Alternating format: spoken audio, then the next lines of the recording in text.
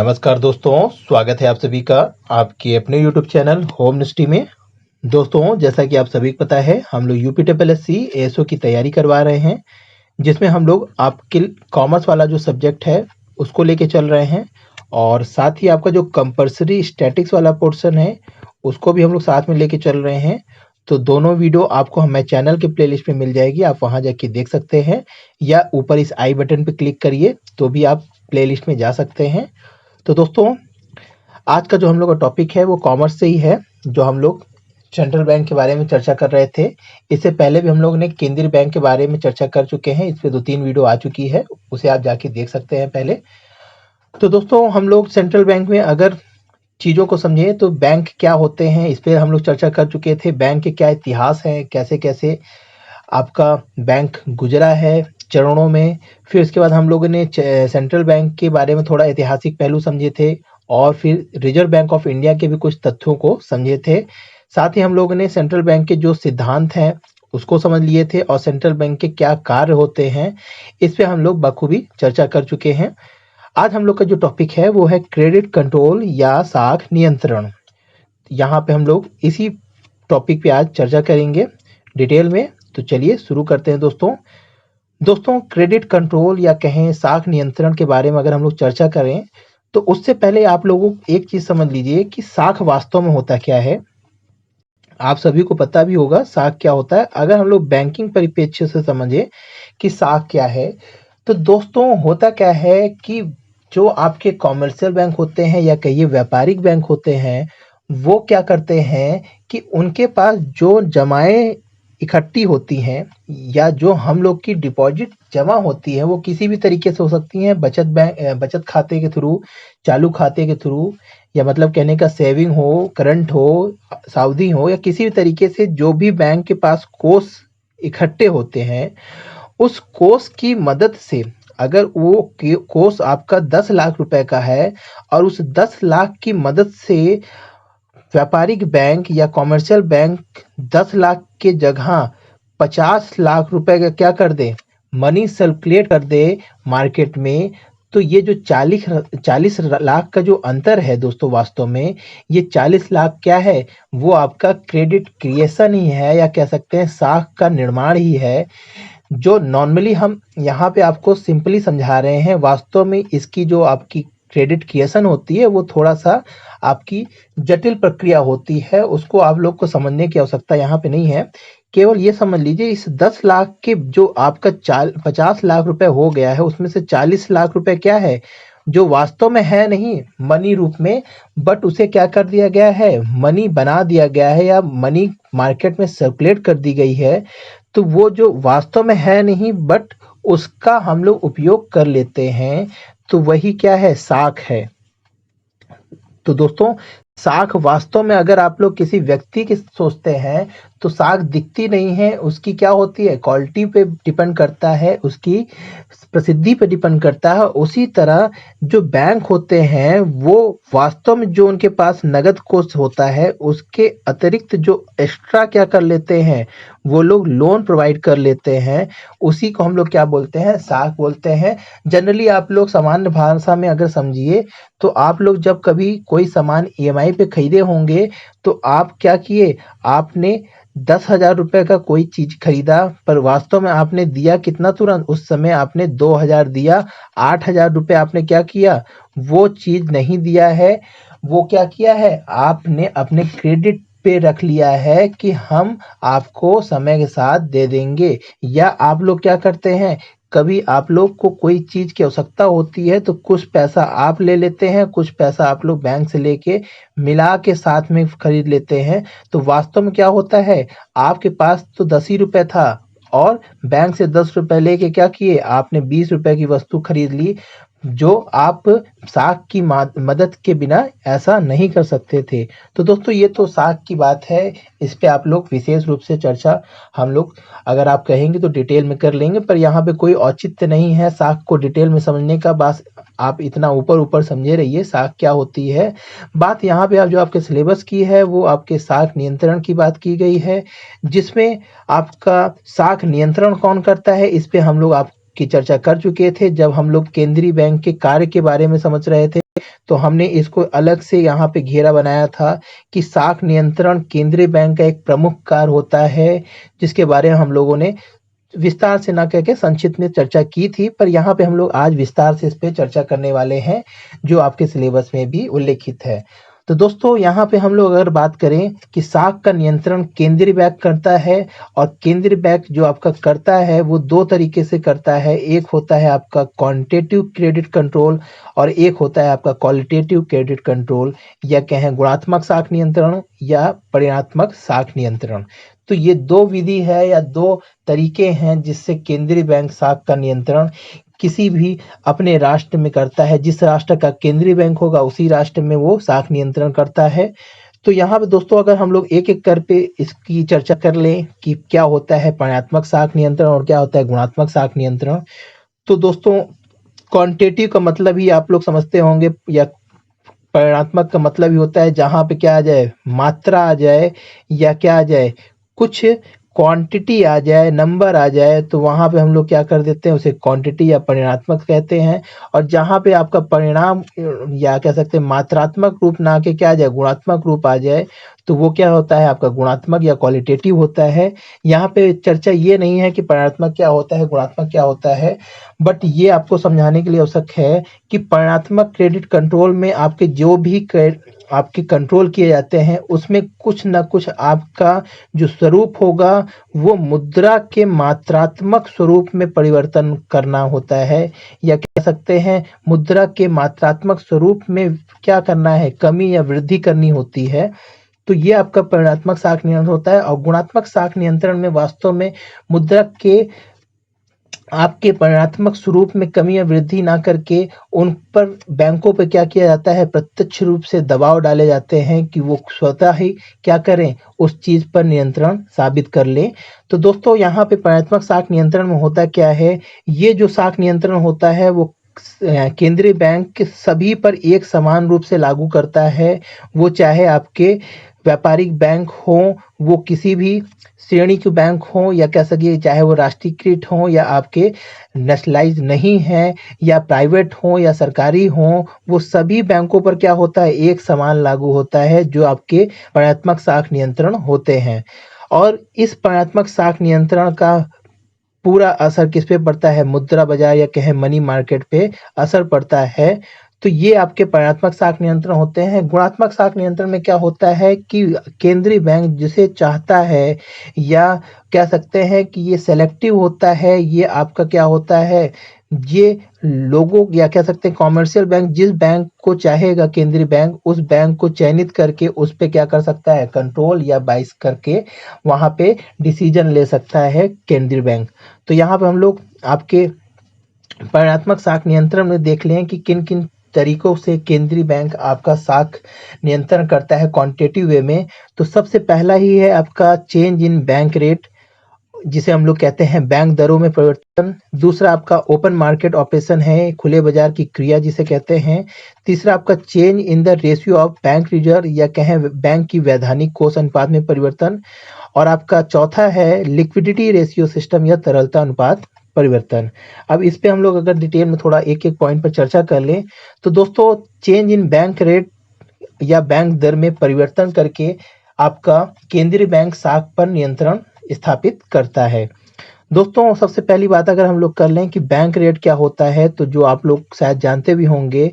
कि जिस रेट पर या कह सकते हैं जिस दर पर आपका केंद्रीय बैंक या सेंट्रल बैंक व्यापारिक बैंकों को, कॉमर्शियल बैंकों की प्रतिभूतियों को क्या करता है, पुनः आपका क्या करता है, कटौती करता है, या कह सकते हैं जो आपकी कॉमर्शियल बैंक के पास प्रतिभूतियां होती हैं जब वो सेंट्रल बैंक से पुनः उसे बनवाती हैं या उसको री डिस्काउंट करवाती हैं, तो उसी को हम लोग जिस दर पे हम लोग प्रतिभूतियों का आपका डिस्काउंट किया जाता है वही क्या होता है, बैंक रेट होता है, या कह सकते हैं बैंक दर कहलाता है। सिंपल भाषा में समझ लीजिए दोस्तों कि जब आपके कॉमर्शियल बैंकों को पैसे की आवश्यकता पड़ती है, मुद्रा की आवश्यकता पड़ती है, तो वो अपने प्रथम श्रेणी की प्रतिभूतियों को सेंट्रल बैंक के पास ले जाती हैं और उसे क्या करती हैं, री डिस्काउंट करवाती हैं या डिस्काउंट करवा लेती हैं, और उसके बदले में जिस रेट से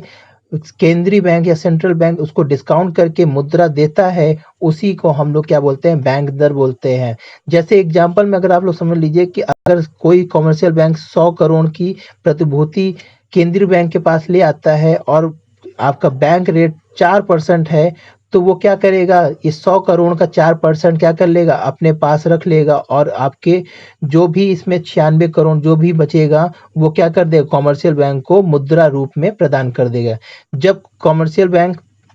को आवश्यकता समाप्त हो जाती है तो ये पैसा दे के पुनः वो अपनी प्रतिभूतियां वापस ले सकता है। तो ये तो बैंक दर होता है दोस्तों, जिसमें प्रथम श्रेणी की प्रतिभूतियों को पुनः भुगतान करता है केंद्रीय बैंक।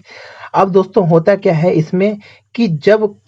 आपके केंद्रीय बैंक को साख का नियंत्रण करना होता है तो इस बैंक दर में क्या कर देती है, वृद्धि कर देती है। और जब क्या करना होता है, आपके साख नियंत्रण में ढिलाई लानी होती है तो इस रेट में भी क्या कर देती है, कमी कर देती है। दोस्तों इसका जो परिणाम पड़ता है उसको समझिए जरा थोड़ा सा। होता क्या है दोस्तों कि इस रेट के बढ़ने से क्या होती है, आपकी रेट जब बढ़ जाएगी तो कॉमर्शियल बैंक करते क्या हैं, जो उनको पुनः भुगतान या कह सकते हैं आपकी जो प्रतिभूतियों को पुनः कटौती होती है वो उनको पुनः कटौती करने में महंगा पड़ता है। उनको पहले की तुलना में अब कम मुद्रा मिलती है, जिससे क्या करते हैं कॉमर्शियल बैंक भी अब जनता को क्या कर पाएंगी, कम ऋण मुहैया करा पाएंगी। जिससे क्या होगा, वो कम ऋण मुहैया करा पाएंगी और अधिक दर पे ऋण मुहैया कराएंगे, तो जनता भी अब बढ़े हुए दर से ऋण लेने के लिए थोड़ा सा हतोत्साहित होगा। इससे क्या होता है, बैंक इसके या केंद्रीय बैंक इसके मदद से बाजार में जो आपके मनी का सर्कुलेशन है वो क्या कर देता है, उसमें एक रुकावट या एक बाधा ला देता है, जिससे मनी सर्कुलेशन आपके बाजार में कम हो जाती है। और आप सभी को पता है कि जब मनी की मात्रा बाजार में कम होती है तो वो कौन सी स्थिति होती है, आपकी मुद्रा संकुचन की स्थिति होती है, या कह सकते हैं मनी या मार्केट में क्या होती है, मंदी की स्थिति हो जाती है। वहां पे चीजें वस्तुओं की कीमत क्या हो जाती हैं, आपकी सस्ती हो जाती हैं आपके, और आपकी जो मुद्रा की कीमत होती है वो क्या हो जाती है, बढ़ जाती है, या कह सकते हैं मुद्रा की कीमत में वृद्धि हो जाती है। तो ये आप इन्फ्लेशन और डिफ्लेशन की चीजों को समझे होंगे। तो यहाँ पे दोस्तों मेन मुद्दा यही रहता है केंद्रीय बैंक का कि मार्केट में जो मनी का सर्कुलेशन है उसको कम करना रहता है, तो वो बैंक दर में क्या कर देती है, वृद्धि कर देती है। और जब आपको मार्केट में सर्कुलेशन बढ़ाना होता है केंद्रीय बैंक को, तो वो क्या कर देती है, इस रेट में कमी कर देती है। जब इस रेट में कमी होगी तो जो आपके कॉमर्शियल बैंक होंगे वो ज्यादा मुद्रा यहाँ से भुना के अपने पास ले जाएंगे और वो अधिक ऋण मुहैया कराएंगे सस्ते दरों से, तो ज्यादा लोग भी वहां से ऋण लेने के लिए उत्सुक होंगे। दोस्तों होता क्या है कि बाजार में दो तरह के रेट होते हैं, एक होता है आपका बैंक रेट और एक होता है मार्केट रेट। तो ये चीज आपका क्वेश्चन में कभी कभी पूछा है कि मार्केट रेट ज्यादा होता है या बैंक रेट ज्यादा होता है, तो ये हमेशा आप लोग याद रखिएगा कि बैंक रेट हमेशा मार्केट रेट से क्या होता है, अधिक होता है। क्यों होता है ये भी समझ लीजिए। अगर व्यापारिक बैंकों को क्या कहते हैं, बैंक रेट से कम सस्ते दरों पर क्या मिलेगा, आपके जो ऋण होते हैं वो प्राप्त होंगे, तो वो क्या करते हैं, वो मार्केट से ही ऋण लेके अपनी प्रतिभूति या कह सकते हैं अपनी आवश्यकताओं की पूर्ति करते हैं। बट जब मार्केट में क्या होती है, पैसे की कमी हो जाती है या कह सकते हैं पैसा अब नहीं होता है, तो उनको अंतिम रूप से किसके पास आना पड़ता है, सेंट्रल बैंक के पास आना पड़ता है। क्योंकि आप सभी को पता है कि अंतिम जो साख का भुगतान करने वाला होता है वो रिजर्व बैंक ही होता है। तो इससे क्या होता है कि उनको इस ज्यादा रुपए की जो आवश्यकता पड़ रही है उसको एक दंड के रूप में बैंक रेट क्या होता है, ज्यादा दर से आपकी कटौतियां करता है कि ये आप ज्यादा क्यों सर्कुलेट करना चाहते हैं। बैंक को तो केवल प्रॉफिट से मतलब होता है, तो यहाँ पे इसीलिए आरबीआई क्या करती है, बैंक रेट हमेशा मार्केट रेट से ज्यादा करके रखती है। तो ये तो दोस्तों कुछ यहाँ पे बातें थी और इसका क्या असर होता है ये भी हमने बता दिया कि जब मार्केट में मनी की सर्कुलेशन बढ़ानी होती है तो बैंक रेट में कमी कर दी जाती है और जब घटानी होती है तो इसमें वृद्धि कर दी जाती है। और इसका क्या प्रभाव पड़ता है ये भी हमने आपको बता दिया। दूसरा एक होता है दोस्तों, यहाँ पे है खुले बाजार की क्रिया या ओपन मार्केट सिस्टम। ये क्या है ये भी समझ लीजिए। दोस्तों होता क्या है कि जब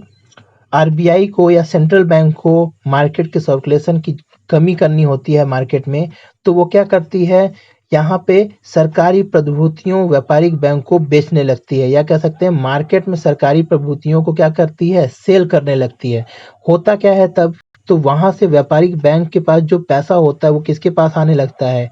सेंट्रल बैंक के पास आने लगता है, और प्रतिभूतियां किसके पास जाने लगती हैं, वो आपके कॉमर्शियल बैंक के पास जाने लगती है। तो इस तरीके से जो कॉमर्शियल बैंक के पास नगद पैसा होता है वो किसके पास चला जाता है, सेंट्रल बैंक के पास, और जो प्रतिभूति रहती है वो क्या करते हैं, कॉमर्शियल बैंक अपने पास रखे रहते हैं। और जब कभी आपको सेंट्रल बैंक को